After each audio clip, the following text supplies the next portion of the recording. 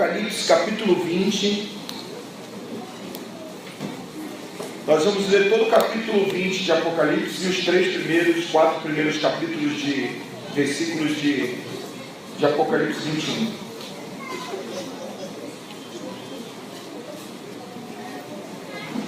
Amém?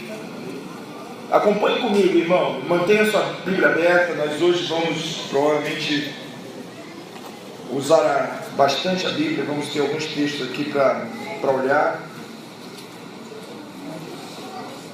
Então vi descer do céu um anjo que tinha a chave do abismo, uma grande cadeia na mão, e ele prendeu o dragão e a antiga serpente, que é o diabo e Satanás, e o amarrou por 1000 anos, lançou-o no abismo e ali o encerrou, e selou sobre ele, para que não enganasse mais as nações, até que os 1000 anos se completem.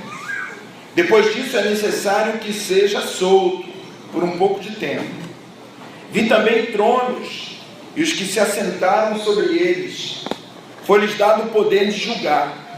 E vi as almas daqueles que foram degolados por causa do testemunho de Jesus e pela palavra, que não adoraram a besta nem a sua imagem, e não receberam o sinal na sua testa, nem nas suas mãos. Eles reviveram e reinaram com Cristo durante 1000 anos. Os outros mortos, porém, não reviveram, até que os 1000 anos se completassem. Esta é a primeira ressurreição. Bem-aventurado e santo aquele que tem parte na primeira ressurreição. Sobre eles não tem poder a segunda morte, mas serão sacerdotes de Deus e de Cristo, e reinarão com ele durante 1000 anos, durante os 1000 anos. Quando se completarem os 1000 anos, Satanás será solto da sua prisão e sairá para enganar as nações que estão nos 4 cantos da terra, Gog e Magog, cujo número é como a areia do mar, a fim de ajuntá-los para a batalha. Subiram sobre a largura da terra e cercaram o arraial dos santos e a cidade querida. Mas desceu fogo do céu e os consumiu. E o diabo que os enganava foi lançado no lago de fogo e enxofre, onde estão a besta e o falso profeta. De dia e de noite serão atormentados para todo sempre. Então vi um grande trono branco que estava assentado sobre ele. Da presença dele fugiram a terra e o céu, e não se achou lugar para eles. E vi os mortos, grandes e pequenos, que estavam diante do trono. E abriram-se os livros, abriram-se outro livro, que é o da vida. Os mortos foram julgados pelas coisas que estavam escritas nos livros, segundo as suas obras. O mar entregou seus mortos que nele havia, a morte e o além deram os mortos que nele havia, e foram julgados cada um segundo as suas obras. Então a morte e o Hades foram lançados no lago de fogo. Esta é a segunda morte. E todo aquele que não foi achado inscrito no livro da vida foi lançado no lago de fogo. Então vi um novo céu e uma nova terra, pois já o primeiro céu e a primeira terra passaram e o mar já não existe. Vi também a santa cidade, a nova Jerusalém, que descia do céu, ataviada como uma noiva para o seu noivo. E ouvi uma grande voz vinda do céu, do trono, que dizia: agora o tabernáculo de Deus está com os homens. Deus habitará com eles, e eles serão o seu povo. E o próprio Deus estará com eles e será o seu Deus. Deus enxugará dos seus olhos toda lágrima. Não haverá mais morte, nem pranto, nem clamor, nem dor, pois já as primeiras coisas se passaram. E o que estava sentado no trono disse: faço nova todas as coisas. E disse-me: escreve, pois essas palavras são verdadeiras e fiéis. Disse-me mais: está cumprido.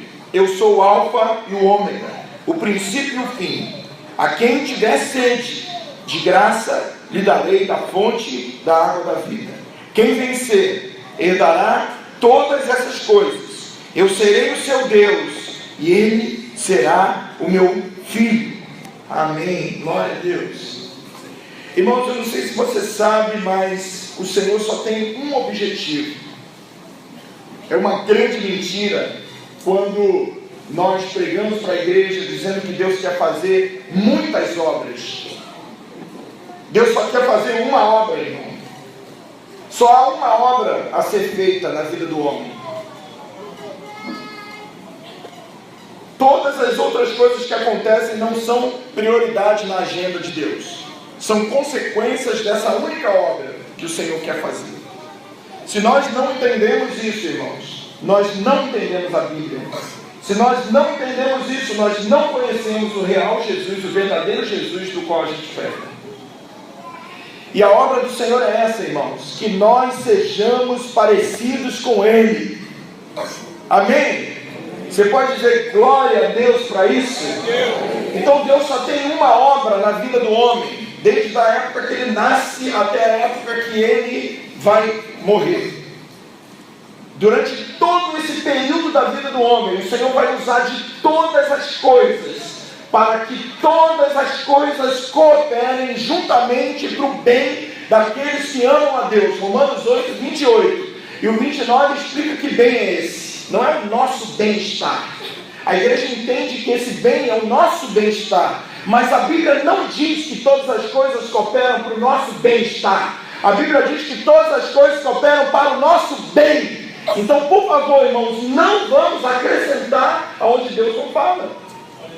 Romanos 8, 28. Todas as coisas cooperam juntamente para o bem daqueles que amam a Deus, daqueles que são chamados segundo o seu propósito.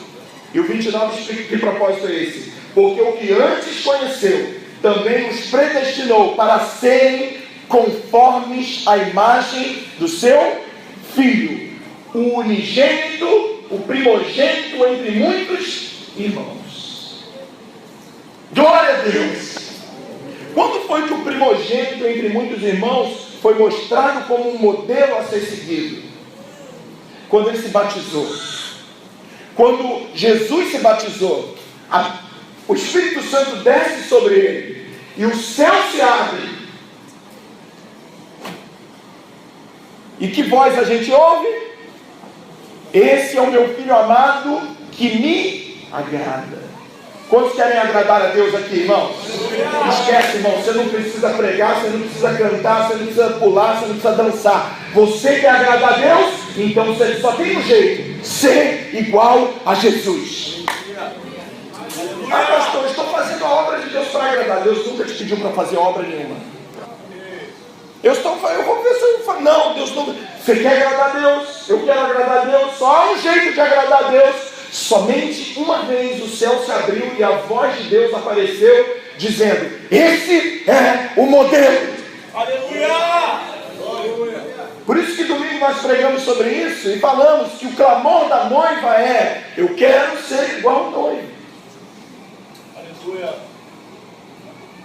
Nesse tempo, irmãos, Deus vai começar a colocar o clamor no nosso coração.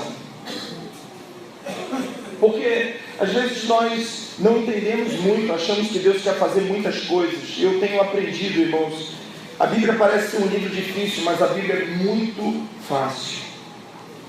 Porque a Bíblia não fala de muitos assuntos, a Bíblia fala de um único assunto, muitas vezes. E sabe por que a Bíblia fala muitas vezes? Porque Deus é misericordioso. O Senhor não quer que ninguém se perca. Irmãos, o Senhor fala, o Senhor fala, o Senhor fala, mas se você analisar, se você é um bom estudioso da Bíblia, você vai entender que o Senhor está de Gênesis a Apocalipse falando uma única coisa: eu quero transformar o meu povo, para que eu me manifeste através dele. Aleluia!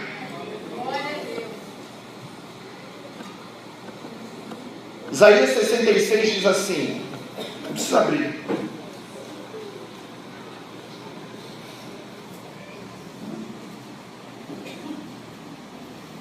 Eu sou o Deus que cria o céu e a terra, e vocês vão fazer casa para mim? O céu é o meu trono e a terra é o estrado, é o descanso dos meus pés. Como pode aquele que fez todas as coisas precisar que alguém faça casa para ele. E o profeta diz: acaso vocês construiriam casa para mim?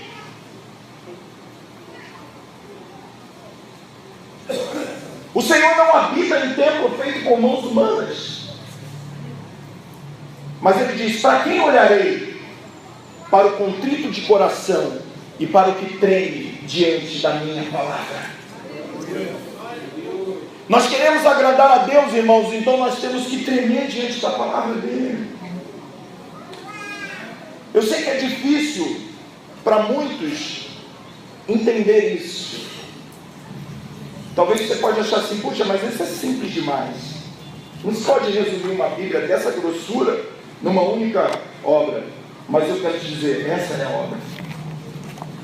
É por isso, irmãos, que quando nós descobrimos que só há um caminho, aliás, Jesus falou isso: eu sou o... Não tem dois caminhos, e o caminho é esse, irmãos. Nós estamos querendo agradar o Senhor de todas as formas, e eu já fui assim, e um dia o Senhor me falou: você quer me agradar? Então me deixe te transformar a imagem do meu filho que me agrada. Já há um modelo, já há um varão, já há um homem aprovado. Quantos estão entendendo isso, irmãos? Já há um modelo que o céu já disse: é esse modelo que eu quero. Então, toda a Bíblia vai contar essa história. E se você aprender isso, você vai ler a Bíblia de forma diferente. Você vai ver que a obra de Deus é transformar. Às vezes todas as coisas cooperam para o bem, né? Todas as coisas boas cooperam para o bem? Não, as boas e as ruins. Como é que você faz um soberbo ficar mais humilde? Tira o que ele tem, aí ele aprende. Está cooperando para o bem. Então, a gente bota tudo que é derrota na conta do diabo e tudo que é vitória na conta de Deus. Irmão, aprende uma coisa: tem muita derrota que é Deus que está mandando, e tem muita vitória que é o diabo que está mandando. Porque se a derrota te chama para uma conformidade com Cristo, foi Deus que mandou. E se a vitória te afasta de Deus, foi o diabo que mandou. Porque a Bíblia diz que todas as coisas cooperam para que nós sejamos direcionados e formatados a essa imagem maravilhosa. Amém, irmãos? Então há uma única... Por isso que, irmão, se você quer outra coisa, você não vai gostar desse evangelho. Porque a Bíblia diz que isso é o reino dos céus. Buscar em primeiro lugar o reino dos céus. Nós vamos falar um pouquinho disso. E todas as outras coisas serão o quê? Acrescentadas. Pastor, mas eu preciso de tanta coisa. Calma, irmão. Se você estiver conformado com Jesus, Ele vai acrescentar tudo. Eu te prometo isso pela palavra. Que ousadia. Irmãos, se nós formos conformados à imagem de Jesus, não nos faltará absolutamente nada. Se está faltando algo, irmão, se tem alguma coisa te perturbando, se tem alguma coisa te entristecendo, se tem alguma coisa de alguma forma te deixando infeliz, muda a tua oração, muda a minha oração, mudemos a nossa oração. Fala para o Senhor: Senhor, às vezes você está perguntando por que Deus está fazendo isso, por que o diabo está fazendo isso. Começa a perguntar para Deus: Senhor, o que tu quer? O que tu quer tirar de mim, Senhor? Às vezes Deus coloca alguém para perturbar o teu juízo, para aumentar a tua fé, para estabelecer a paciência na sua vida. Outro dia eu estava falando com o Senhor, eu falei: como fulano me dá trabalho? E o Espírito Santo falou igual eu estou falando com você: Ele está ali para conformar o caráter do meu filho em você. Porque quando você quer responder à altura, você tem que engolir. E o Senhor fala: estou moldando. Então todas as coisas, irmão, não tem um vizinho do lado da tua casa, não tem um chefe que você tenha, não tem um marido que você tenha, não tem uma esposa que você tenha, que Deus não tenha colocado ali para conformar você. O problema é que nós não entendemos isso, e a gente fica brigando com Deus, e Deus está falando: oh, eu quero consertar você, eu quero formar a minha imagem em você, aprende. E a gente está brigando sem entender. Você vai ver, irmão, se você entender isso, a vitória vai vir rápido. Daqui a pouco vem outra dificuldade. Mas você sempre vai entender, está conformando. Amém? Mas às vezes nós somos muito cabeçudos, orgulhosos, arrogantes. Falo nós, irmãos, não é só você, somos nós. Cheios de si, cheios de orgulho, já sabemos tudo, principalmente os que têm mais tempo de igreja, né? Já sabem tudo. Pastor, abre o texto, esse eu já sei. Vamos ver se ele vai pregar certo. Aí ao invés de estar ouvindo a palavra, não estou dizendo que é você não, está julgando o que está saindo. Irmão, essa palavra não é para você julgar, essa palavra é para te alimentar. Não, mas vamos ver o que ele vai pregar, se vai acertar. Aí enquanto o pastor está falando um versículo, ele está pensando em outro, para derrubar a palavra. Tem gente assim, irmão. Vive em debate. Esquece o principal. Deus está fazendo uma obra e essa obra precisa ser completada. Amém? Então, nós lemos um texto aqui de Apocalipse 20 que fala de algo glorioso, o início dos 1000 anos. Você sabia que em breve, irmãos, vai ter uma grande tribulação na terra? Você sabia disso? Aí nós estamos indo, irmão, eu vou falar, às vezes dá vontade de, sei lá, irmão, ficar meio doido. Aí nós estamos indo para a televisão dizendo, porque os gays não podem, irmão, olha para a Bíblia. Antes de melhorar, tem que piorar. Aí nós estamos lutando. Mas é claro, eu amo tanto o mundo, então eu quero que esse lugarzinho aqui seja ótimo, né? Aí nós estamos, está tudo errado, irmão, tudo errado. Tudo errado. Deus falou, não é que eu estou pregando que vai piorar, é que para Deus estabelecer o seu reino, o homem está tentando de tudo. Aí alguns começam a achar o seguinte: Deus deve estar precisando de ajuda nossa, né? Eu acho que Deus perdeu o controle das coisas. E aí eu acho que eu vou para a televisão, eu vou brigar lá com todo mundo. Irmão, sabe o lugar onde a igreja deve estar? Sabe aonde? Já ensinei para vocês. Sabe aonde a igreja deve estar? Coberta. Rebeca se cobriu, Ruth se cobriu, escondida. A Sulamita que a gente pregou domingo, ela diz, você vai ver lá, eu estou escondida, aquela que se esconde no meio das rochas. A igreja não foi feita para aparecer. A igreja foi feita para glorificar a Jesus, irmão. E nós queremos aparecer, porque nós somos cabeça e não cauda. Deus está olhando e falando, você não entendeu nada.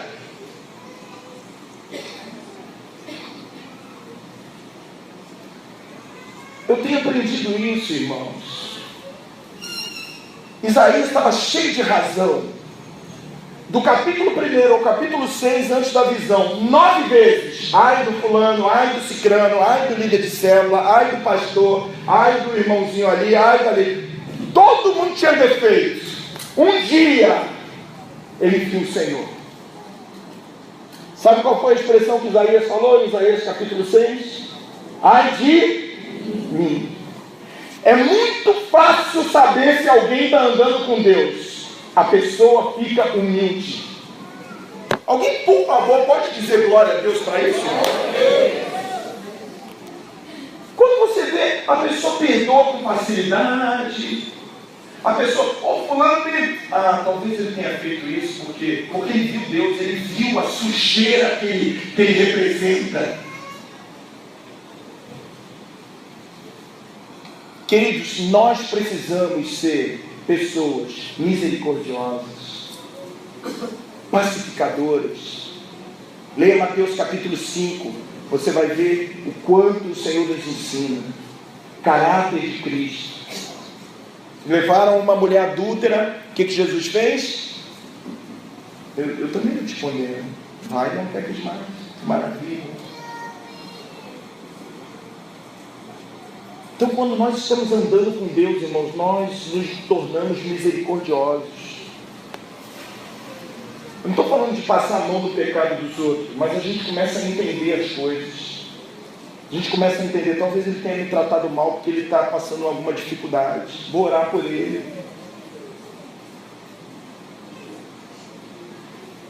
Esse é o movimento que o Senhor está fazendo na vida da igreja, irmãos. Não é trazer holofotes para a igreja, é colocar a igreja escondida na rocha. Se você e eu queremos aparecer, escute uma coisa, você precisa se converter. Ah, mas eu já tenho 200 anos de igreja, eu já faço isso, Não interessa, irmão. Se você acha que evangelho é aparecer, se eu acho que evangelho é aparecer, essa não é a igreja. A igreja é como a lua, que não tem luz própria, mas que brilha por causa do brilho do sol. Mas quando o sol se levanta, ela humildemente se recolhe.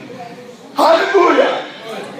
Quando o cordeiro aparece no Apocalipse, os 24 anciãos tiram as suas coroas e se lançam diante dele, porque só há um que é digno de toda a honra e de toda a glória.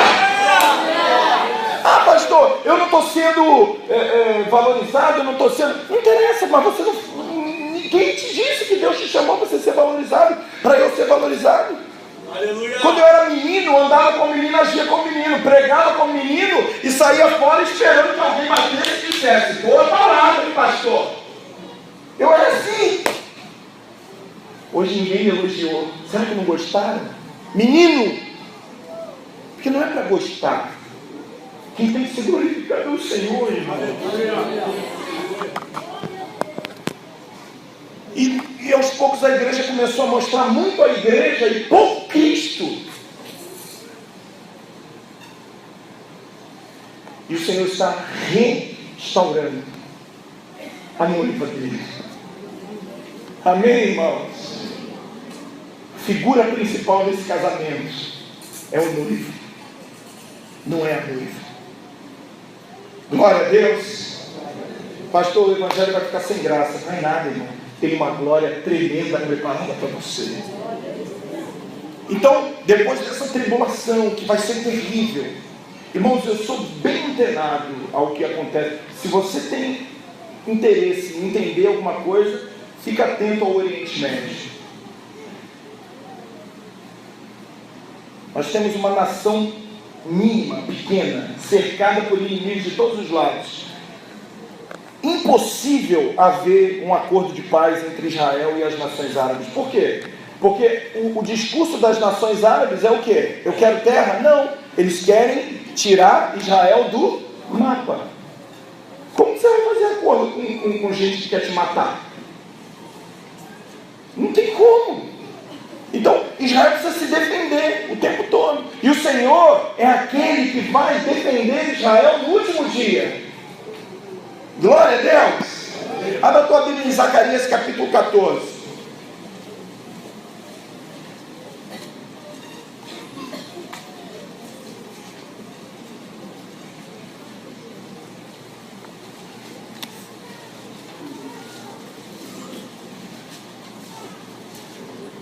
Zacarias capítulo 14 diz assim. Zacarias, um livro antes de Malaquias. Você abre em Mateus, volta 1, volta 2, está em Zacarias. Todos acharam? Amém? Quem não achou ainda? Misericórdia? A Bíblia é nova, né, irmão? As páginas colam. Quando eu demoro, eu falo isso. Então vamos lá, Zacarias 14. Vem o dia do Senhor, no qual os teus bens serão repartidos no meio de ti, e eu ajuntarei. Quem é que vai ajuntar os inimigos, irmãos? Quem é que vai ajuntar os inimigos para atacar Israel? O Senhor. Diga para o seu irmão assim: porque o meu Deus nunca perdeu o controle de absolutamente nada. Aleluia! Então ele diz: eu ajuntarei as nações para a peleja contra Jerusalém. A cidade será tomada, as casas serão saqueadas, as mulheres forçadas. Metade da cidade irá para o exílio, mas o restante do povo não será expulso da cidade. Então o Senhor sairá e pelejará contra essas nações, como pelejou no dia da batalha.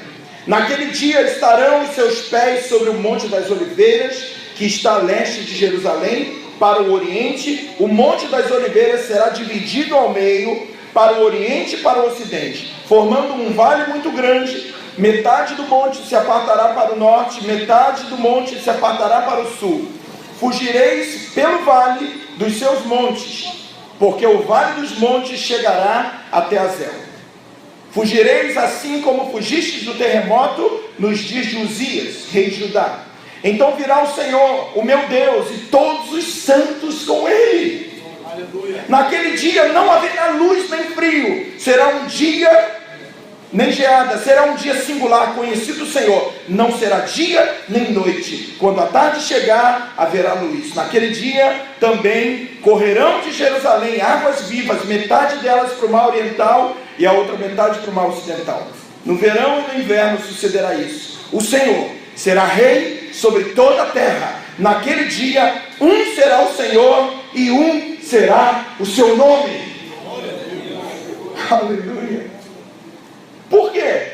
Porque Israel é como às vezes nós somos. Irmãos, Deus sempre quis, preste atenção aqui, vai ficar fácil. Deus sempre quis se manifestar na terra, manifestar a sua glória através de Israel, sim ou não? Só que Israel não quis, Israel quis carregar, fazer a sua carreira solo.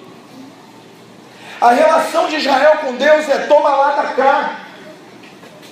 Eu creio em Deus, mas eu não quero me submeter à vontade de Deus.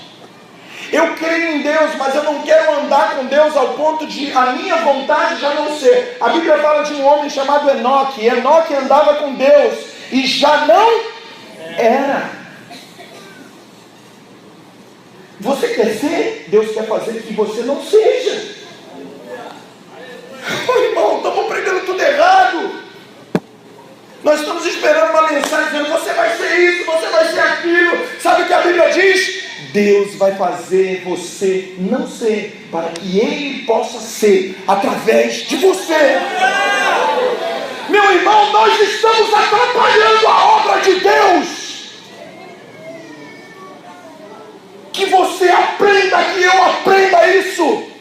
Que o nosso orgulho, que a nossa arrogância está atrapalhando o que Deus quer fazer em nós. Eu quero ser isso, Deus está dizendo, mas eu quero que você não seja. Pessoas que andam com Deus não são, Deus é que é por elas.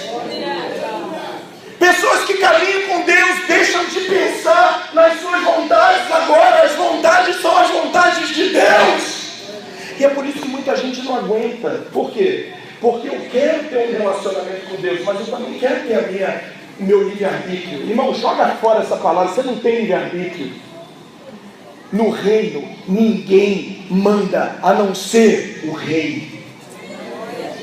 Quando Israel pediu um rei, você está pedindo um rei. Então entenda bem, se o rei quiser chegar e pegar a sua filha e colocar servindo ele vai poder fazer. Se o rei quiser pegar a tua casa e tomar para fazer um jardim para ele vai fazer. Você quer um rei? Salomão falou isso, o Samuel falou isso. Israel falou: eu quero um rei. Nós não entendemos monarquia, irmão. Nós entendemos democracia. O reino de 1000 anos não vai ser uma democracia. O reino de 1000 anos, irmãos, que para nós já começou. Eu não estou dizendo que os 1000 anos já começou. Eu estou dizendo que nós já vemos de longe o que vai acontecer. Porque aqueles que participarão desse momento são pessoas que não vão ser pegas de surpresa.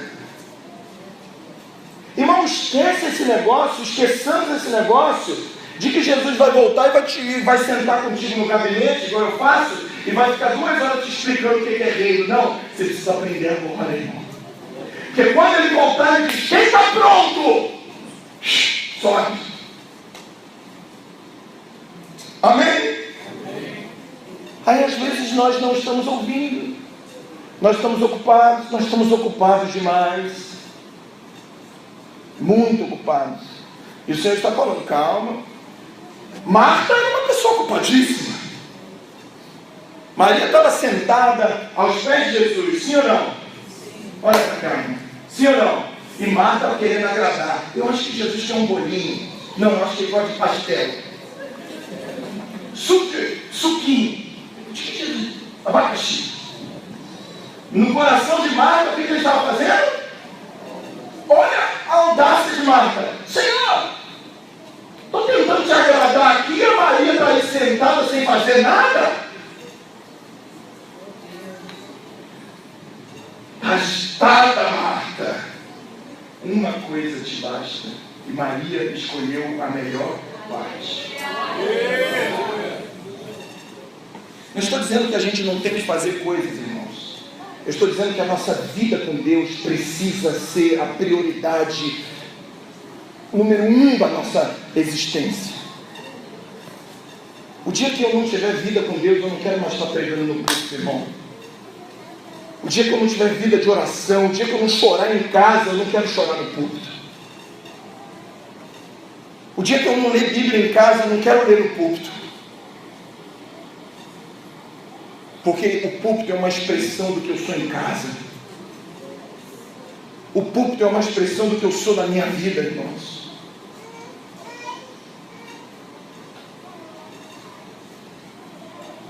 Senta, Marta, e aprende com o mestre. Eu não quero bolinho, Marta. Eu não quero salgadinho. Eu sou o que transformo pedra em pão a hora que eu quiser. Eu sou o que pego 5 pães e 2 peixinhos e alimento uma multidão de 5.000 pessoas. Eu não preciso do teu serviço. Aprende isso. Eu criei o céu e a terra. Eu sou o que estou assentado no trono. Eu sou o que vou destruir o anticristo com a sopro da minha boca. Eu sou o que prendo Satanás durante 1000 anos. Eu sou o que reina sobre toda a terra. Aprende. Eu não preciso de você. Então o que o Senhor quer? Eu só quero que você ande comigo. Nós começamos a viver uma igreja que não anda com oi, irmão, está tudo errado, volta. Vamos voltar, irmãos. Vamos voltar urgentemente a se relacionar com Ele sem interesse, sem conversar na hora da pregação, de preferência.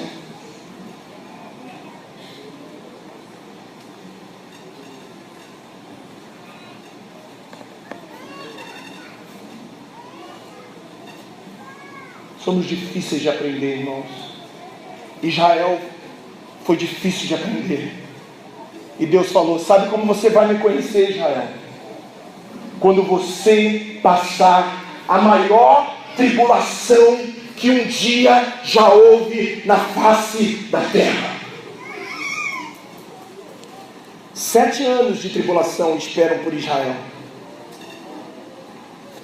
Você está ainda aberto o livro de Zacarias? Então, abra Zacarias capítulo 12.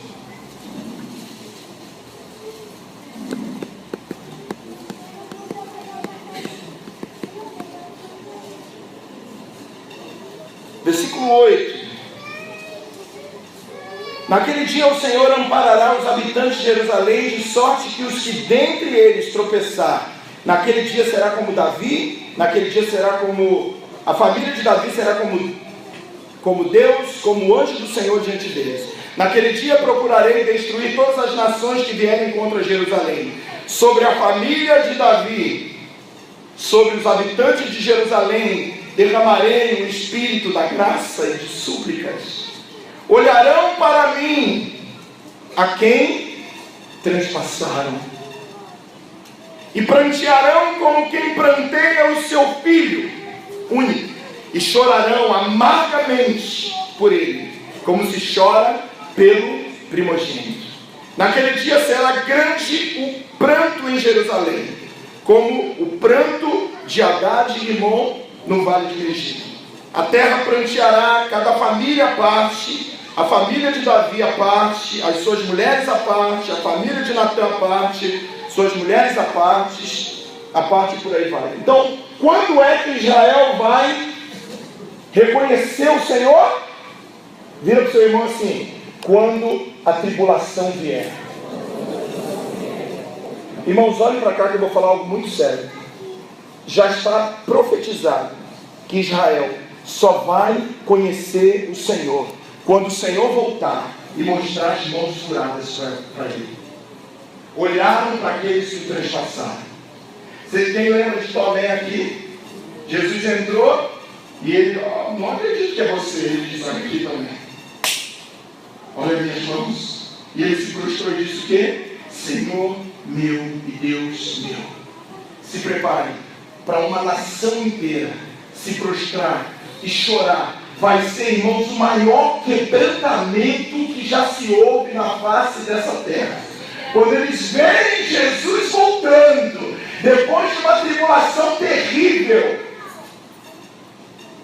e dizendo: eu sou aquele que vocês mataram há 2000 anos atrás.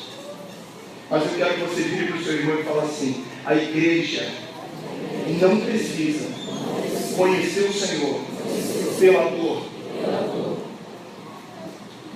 Quando, irmãos, isso não está reservado para a igreja.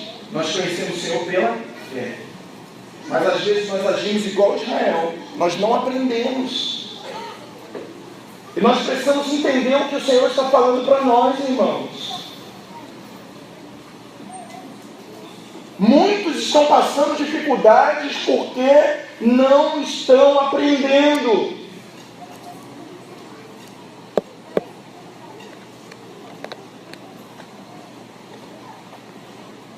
A igreja não nasceu para se fazer de vítima. A igreja nasceu para reinar com Ele, irmãos.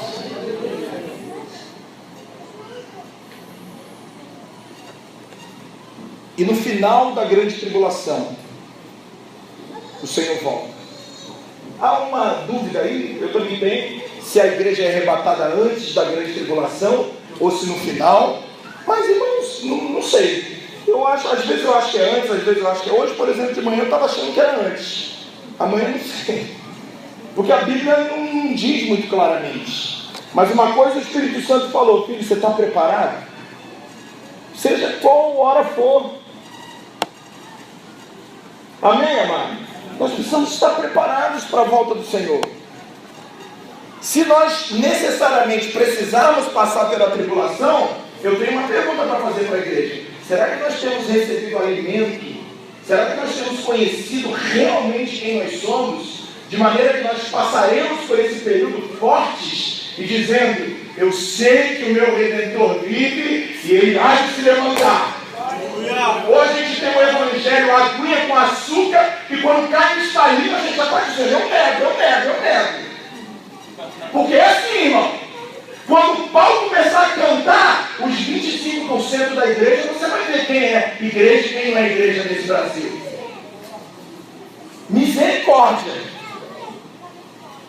Se hoje a gente, qualquer coisinha quer sair da igreja, eu aguento a grande tribulação, pastor, eu aguento, sou forte. Tá bom, mas por que você queria sair da igreja? Não foi nem o diabo, não foi o irmãozinho lá. A hora que for o diabo, você vai morrer rápido. Aguenta a pressão, irmão. O irmão está te perturbando? Tá, mas ele quer formar o caráter de Cristo na tua vida. E Deus botou ele aí do teu lado para tirar o que precisa ser tirado. E botou do meu lado para tirar o que precisa ser tirado. Glória a Deus, irmão. Aleluia.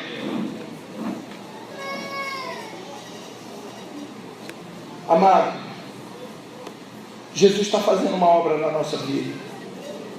Eu não creio que seja na vida de todos, porque nós estamos muito impregnados pelas coisas. Mas eu creio que o Senhor está levantando muitas pessoas e tocando aonde precisa tocar. Coloca para mim aí, Arthur, deixa eu ver quanto tempo eu tenho. Ainda tem tempo. Irmãos, eu trouxe aqui dos irmãos para ver se ajuda.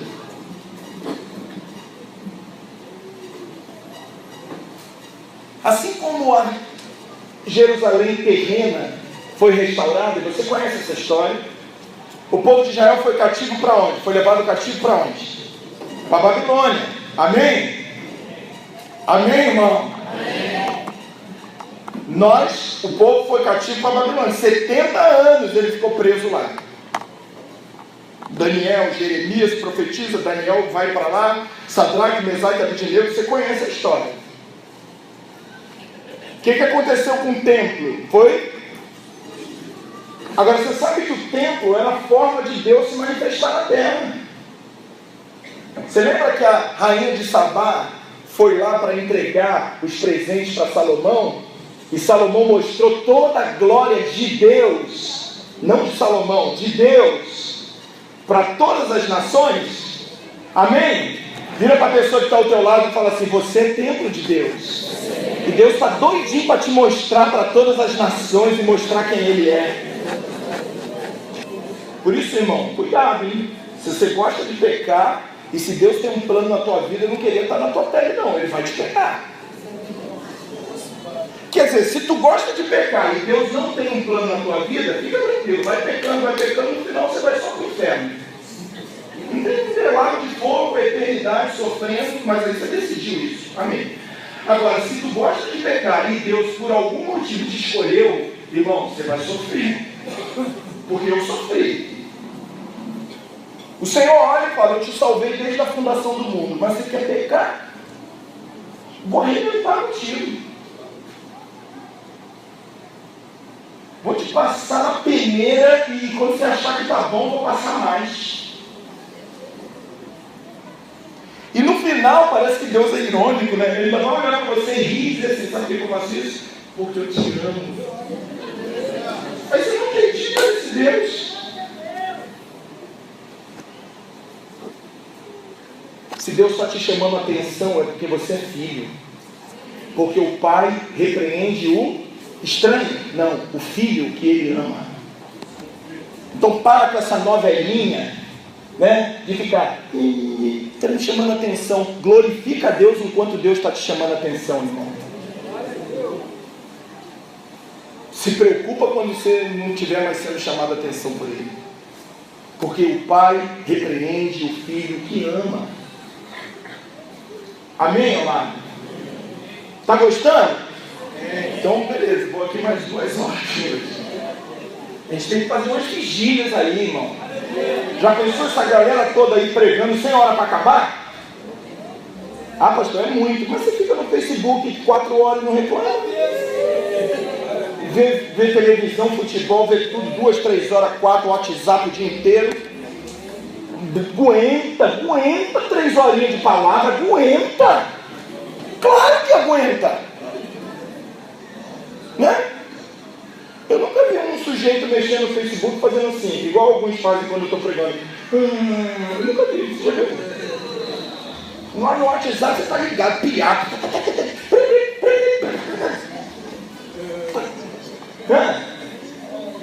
Só parênteses. Então aqui, irmãos, nós estamos falando. Então Deus chamou. Sabe quantas pessoas tinham em Babilônia? 1,5 milhão. E Deus deu uma ordem: eu quero restaurar o templo. Sabe quantas pessoas voltaram? 50 mil pessoas. Porque a Babilônia ficou agradável. A gente aprendeu a viver sem sacrifício.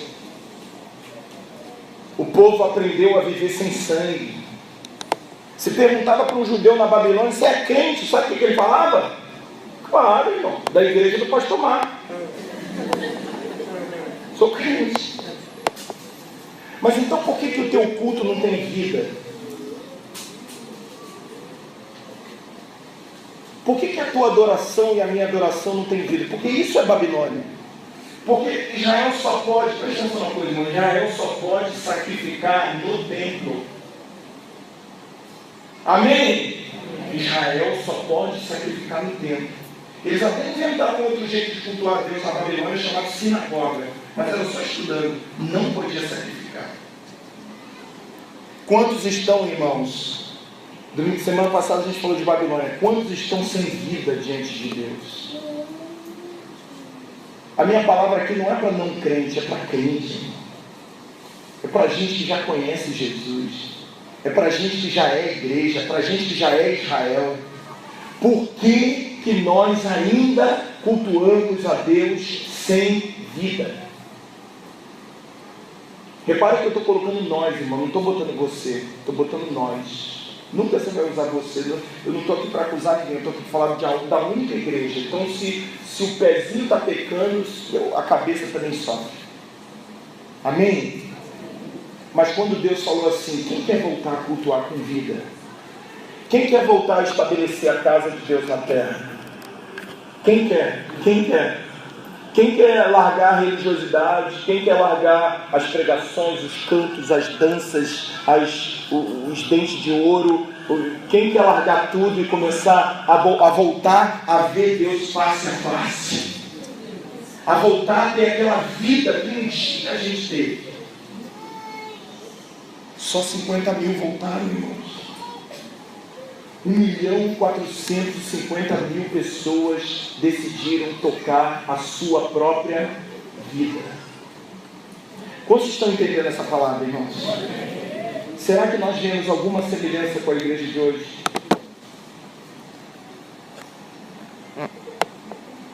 Então, assim como tem a restauração da Jerusalém terrena, e você precisa entender, tudo que acontece na terra é espelho do que está acontecendo no céu.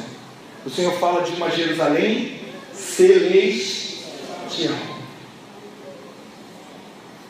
Queridos, a minha palavra para você e para mim é essa.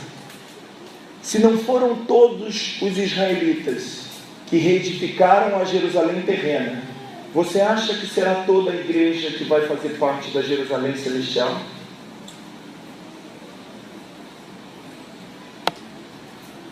Se o Senhor está agindo com um único princípio desde a fundação do mundo, você acha que vai chegar na nossa vez, Ele vai mudar o princípio?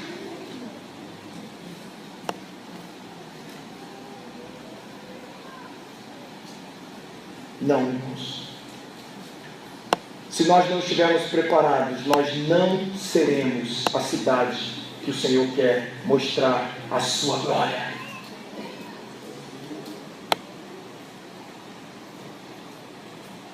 Pastor, então o que eu faço? Marta, só uma coisa: me buscar, me amar. Quantos são os mandamentos? 10. Como é que Jesus resumiu? Ama o Senhor teu Deus acima de todas as, e ao teu próximo como? Precisa fazer alguma coisa? Bem, se Jesus não mandou, por que tem pastor mandando?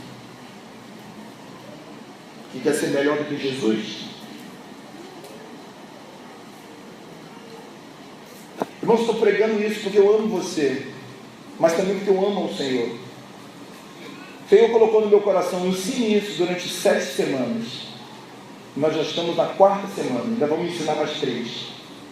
E eu vou dizer uma coisa para os irmãos: o Senhor está voltando e está despertando a igreja para que ela seja a nova Jerusalém celestial.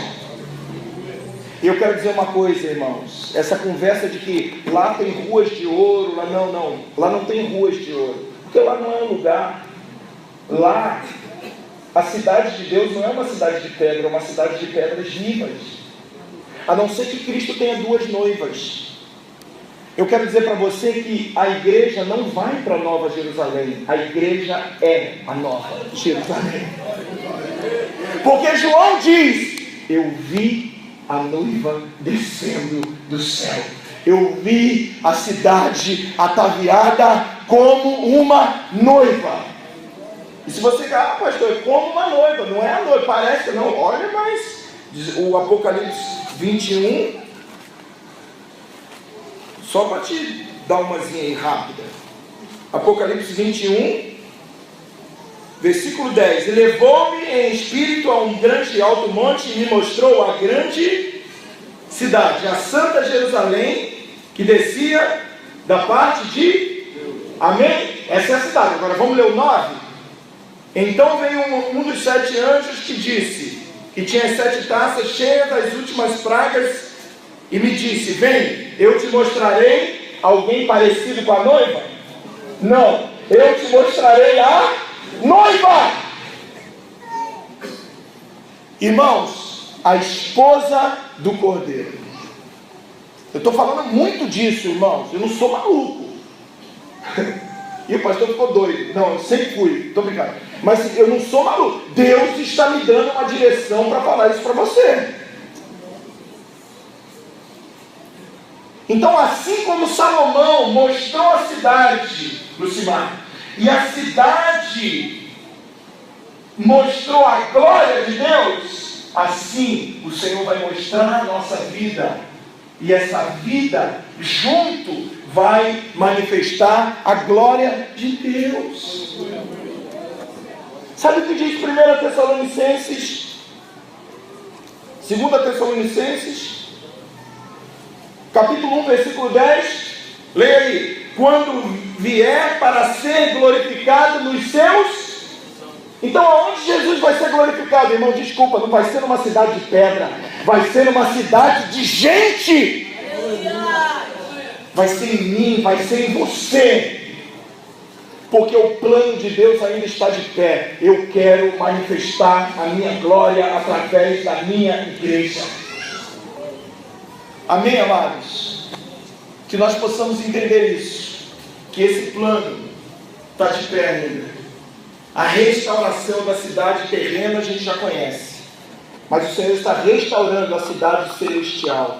O que é que está quebrado, que precisa ser consertado? Abra sua Bíblia em Lamentações, capítulo 4. Eu ia falar muito mais coisas, mas vou parar um pouquinho.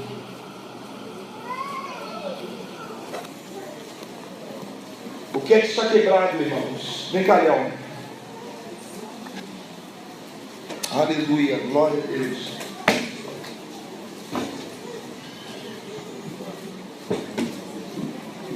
O Senhor colocou Jeremias em cima de um cavalo. Colocou Neemias em cima de um cavalo. E Neemias foi, depois que recebeu o decreto do rei para reconstruir a cidade, ele foi andar sobre a cidade e viu a cidade desolada. Mas o Senhor levou Neemias a um alto monte, e Neemias teve a seguinte visão, e esse alto monte de Neemias foi um monte para chorar, irmãos. Por isso que o nome do livro é Lamentações de Jeremias. Você pode olhar para o seu irmão e falar para ele assim: irmão, te dá uma notícia boa. A primeira é que o culto está acabando. Pode falar para ele. A segunda é que Deus vai levantar profetas, não é para rir, não é para fazer palhaçada, não é para dar entretenimento para a igreja, é para chorar por ela.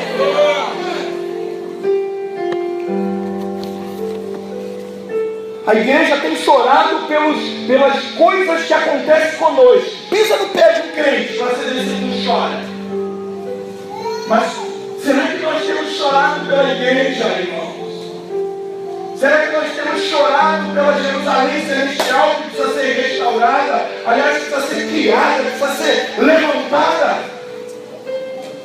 Irmão, aprende uma coisa, aprendamos uma coisa. Nós precisamos de uma vez por todas parar de chorar por nós e começar a chorar como profetas de Deus, como sacerdotes de Deus, como diz Joel. Chore os ministros, chore os sacerdotes entre o pórtico e o altar.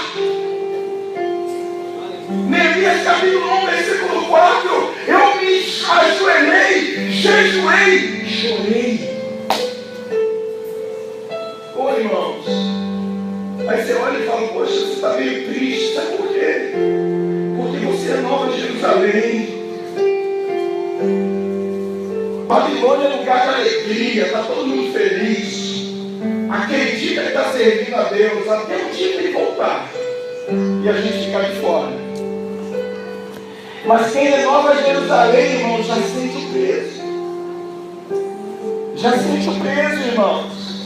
Quem é Nova Jerusalém já está dobrando o joelho e está esquecendo de orar por si, está orando pelos outros. É fácil saber, irmão, se você é ou se você ainda não é. Como que é a sua oração? Se é que ora. Como que é dá isso, me dá aquilo, eu sou cabeça, não sou cauda. Foi assim, Senhor, abençoa a igreja, abençoa o meu irmão, toma conta dele, ajuda ele, sustenta ele, pega os jovens, as crianças, os casamentos. E Deus começou a dividir a dor dele com o profeta. Você acha que o quê, irmão? Esse monte de gente que está entretendo a igreja, pula para cá, pula para lá, está jogando veneno no púlpito.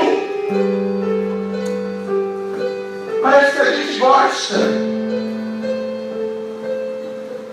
Essa igreja é muito triste. Não é triste não, irmão. Mas o profeta ele chora. Tem um livro de choro de Neemias, 4 capítulos.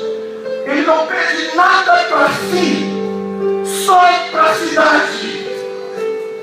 Como aquele que se diz profeta hoje não tem o peso que Jeremias tinha.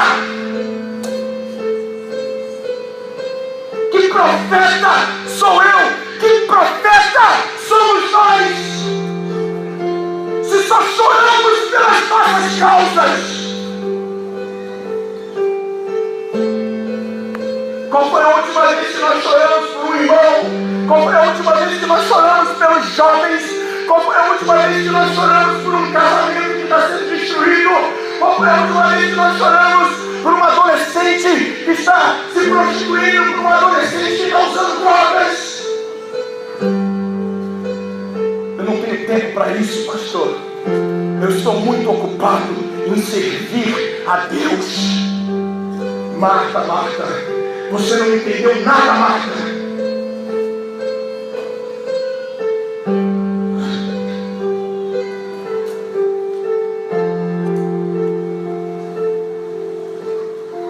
Lamentações, irmãos. Antes da restauração de Jerusalém, Deus levantou gente para sentir o peso que Deus estava sentindo. Joel diz chore, Neemias diz chore, Jeremias diz chore. Como é que hoje a gente quer estabelecer a igreja dizendo ria, ria, sorria? E quando a gente ouve uma palavra que a gente não gosta, a gente diz vou sair daqui, porque essa palavra não me fez rir. Mas você não está sendo edificado para rir. Se você é um profeta, Deus vai dividir a dor dele no teu coração.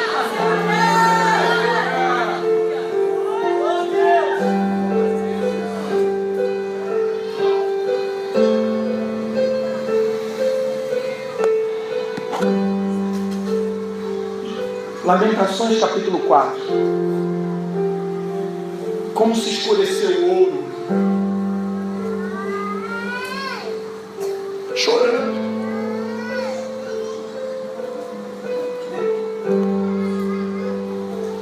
Irmão, eu oro por peso de Deus cair sobre o teu coração agora. Eu oro para que você entenda que isso não é homem falando, é Deus falando para a sua vida. Jeremias chorando diz: como se escureceu o ouro. Sabe o que é ouro? Glória.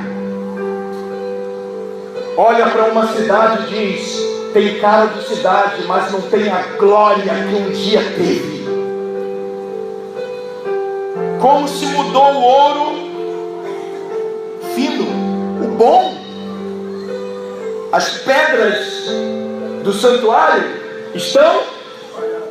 Quem são as pedras? Somos nós, irmãos. Quantas vezes nós estamos chorando pela falta de comunhão da igreja?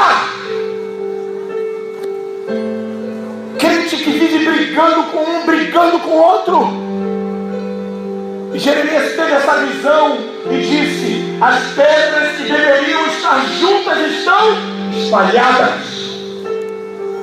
Cada um buscando o seu próprio interesse.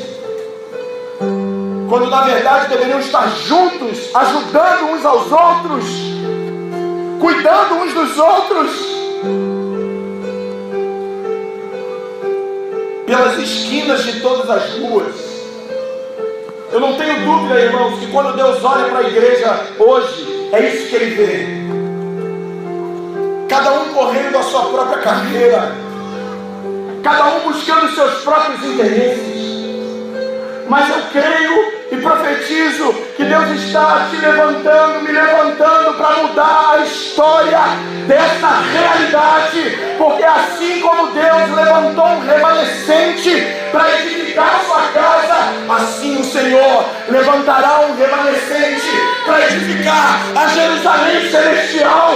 E Deus está fazendo esse convite para você.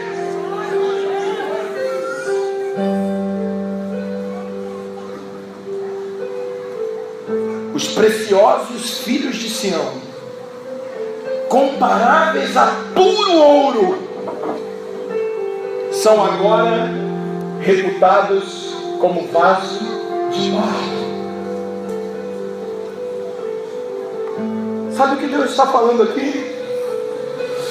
Você não sabe a obra que eu tenho na sua vida, filho. Você não sabe o quanto eu quero fazer com que você reflita o ouro, que é a minha glória. Mas porque estão espalhados, porque estão vivendo de forma individual, me causa tristeza e são reputados como barro. O mundo hoje olha para a igreja e não tem impacto nenhum.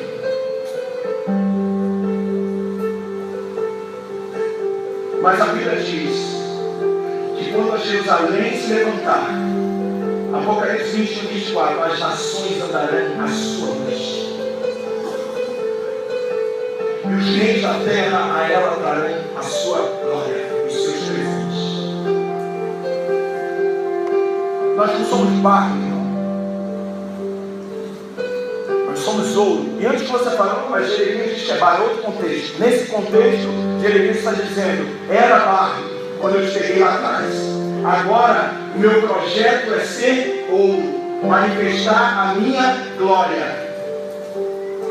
Amém? Que a gente possa entender isso, amado. Deixa eu só passar aqui o que eu vou passar semana que vem. Então, a restauração. Depois eu vou passar isso aqui para os líderes de célula. Se você tiver interesse, você pega com eles. A restauração da casa de Deus. Bota o teu dedo aqui e você diga, a casa de Deus. Porque a casa agora já não é uma casa de pedra, é uma casa de carne e osso. Aleluia! Ela começou em Esdras pelo altar, depois pela casa e pelos muros. Qualquer um aqui, irmão, se comprar um terreno no São Bento, a primeira coisa que faz é murar. Faz é meu. Ninguém pode invadir. Aliás, em qualquer lugar. Mas a casa de Deus não começa de fora para dentro. A casa de Deus começa de dentro para fora. Então, antes de você ser muito famoso, Deus vai trabalhar no teu espírito e no individual e no secreto. Vou falar uma coisa como pastor e como profeta. Aceita se quiser. E não estou amaldiçoando ninguém. Você nunca e eu nunca vou ser usado por Deus se Deus não começar uma obra em mim, no meu espírito primeiro. Nunca, nunca, nunca. Porque antes de trabalhar através de nós, Deus precisa trabalhar em nós. Para que o que seja pregado seja verdade, poder, glória. Não é ensinamento, é manifestação da glória. E essa glória precisa vir de dentro. Altar, casa e muro. O muro é no final. Só no final. Sabe o que quer dizer isso na nossa vida? Consagração. Diga comigo, consagração. Irmão, quanto tempo você gasta de oração em casa? O quanto você ama essa palavra? Esquece ser grande se isso não começar na tua casa. Pastor, Estou falando para a igreja, tá? Se tiver algum não crente aqui, é porque Deus te escolheu para tu já entrar na roda gigante já dando pirueta. E você deve ser bom numa dessa. Mas estou falando para crente. Se você não tem vida de oração, se você não tem vida em casa, se você não tem caráter reformado por Deus, você pode até estar fazendo algumas coisas, mas Deus não está se agradando. Eu vou falar para você de novo. Deus não está se agradando. E eu vou falar de novo. Deus não está se agradando. Deus está trabalhando em nós primeiro, irmão. Eu já fiz muita obra na carne. Eu já fiz muita obra no braço humano. Eu tive que pedir perdão por todas as pregações, por todas as visitas, por todas as vezes que cantei aqui querendo aparecer, querendo estabelecer o meu nome ao invés do nome de Deus. Porque às vezes a gente acha que pecado é fumar, beber e fazer besteira na rua. Não, pecado pode estar, eu posso estar pregando aqui, cometendo o maior dos pecados diante de Deus, querendo a glória que não é minha, querendo para mim a glória que é só dele. Primeiro altar, irmãos. Sabe o que a gente tem que fazer? Altar, altar, altar. Ah, pastor, eu não quero. Então você não quer ser casa. Se você quiser ser casa de Deus, altar, altar, jejum, oração. Está difícil, manda jejum nele. Vai para oração. Não consigo orar 1 hora, ora 5 minutos. Pede a Deus, Senhor, me ajuda. Não consigo ler um capítulo, ler 2 versículos, ler um, mas pega nessa Bíblia todo dia. E Deus vai te fortalecendo, fortalecendo, fortalecendo, fortalecendo, fortalecendo.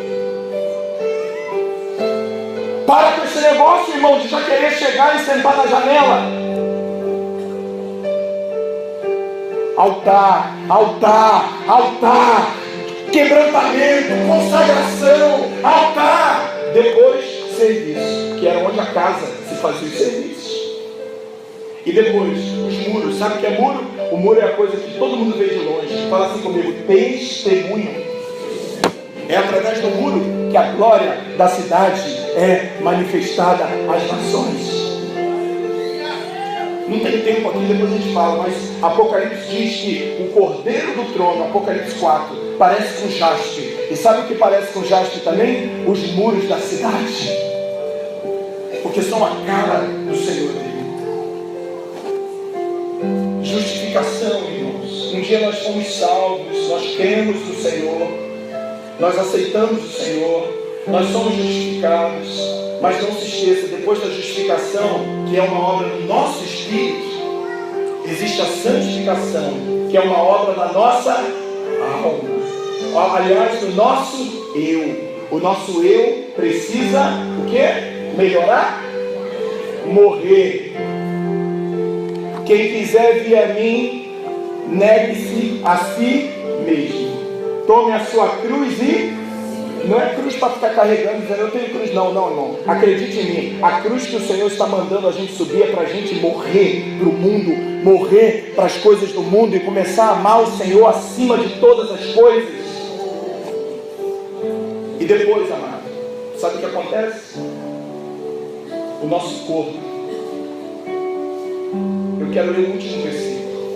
Lucas capítulo 20. E aí a gente ora.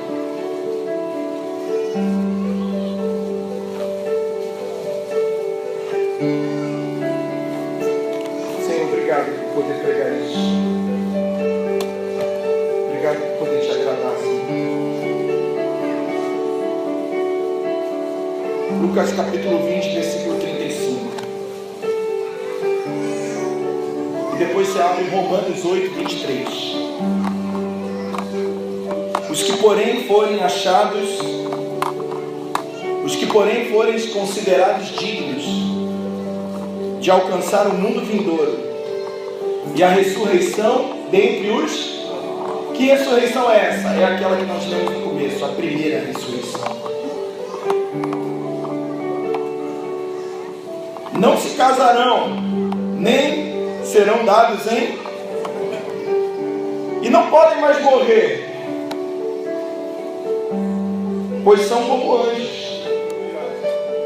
E são filhos de Deus.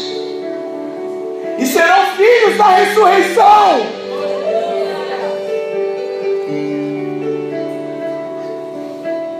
Então Deus começou uma obra no nosso espírito, na cruz do Calvário.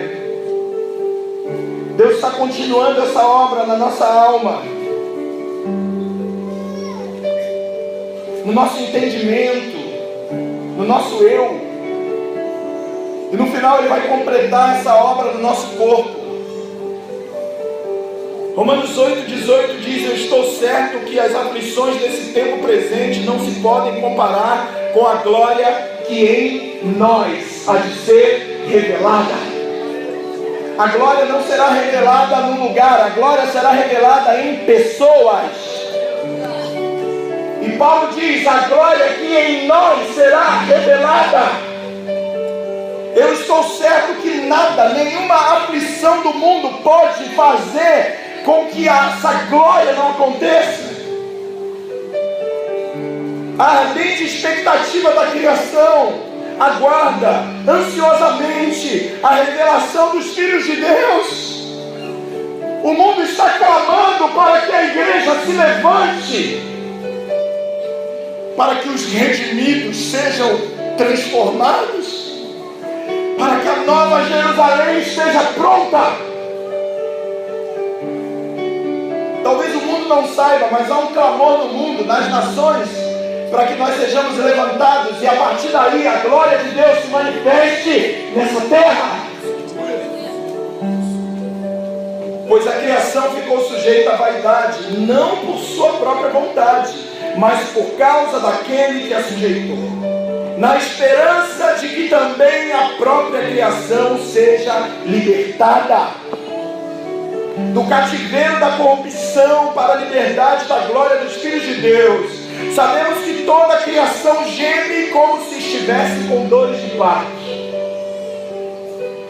Não só ela, mas nós também, que temos os primeiros frutos do Espírito, também gememos interiormente, aguardando diga comigo assim, adoção. A Bíblia explica o que é adoção: a redenção do nosso corpo. Essa obra, meu irmão, está muito próxima